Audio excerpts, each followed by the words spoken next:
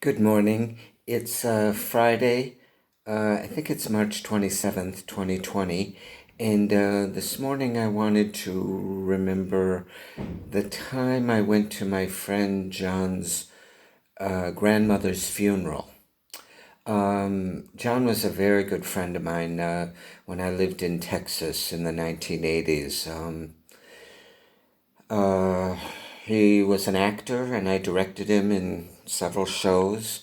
Um, and we lived together for a while. We were good friends, and I remember he got a telephone call that his grandmother died, and she lived in Louisiana, a couple of hours east of Dallas, where we were living.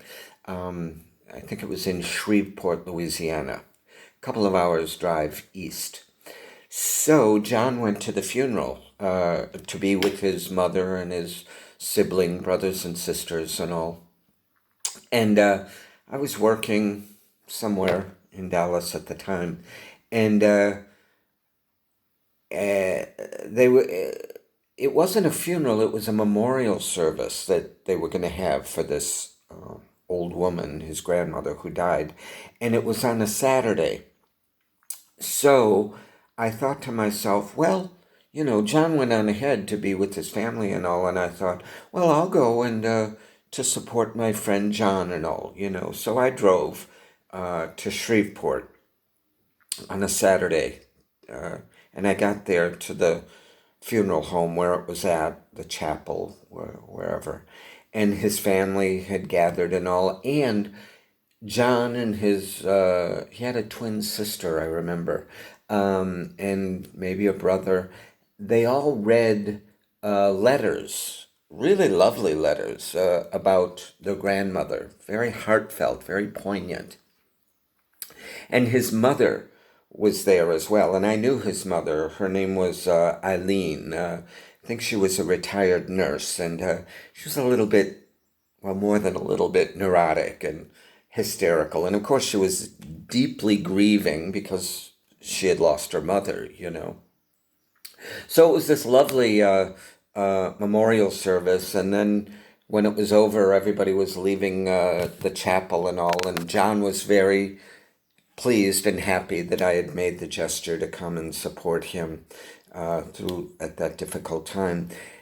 So we were out in the lobby of the funeral home, I remember, and Eileen, his mother, was there, and she was sobbing, and I went up to her and I said, wow, your mother, she must have been a remarkable woman, all of these things that were said about her. And Eileen, in her deep, deep grief, said to me, she was. She moved trees. Now she said she moved trees. I had always heard the expression she moved mountains, meaning someone who could do extraordinary things and. But she said she moved trees. And so I said, "Oh, for a living?" And there was this awkward silence. And we just kind of looked at each other and John and we all just quietly moved outside into the parking lot. So that was John's grandmother's funeral. Be fabulous.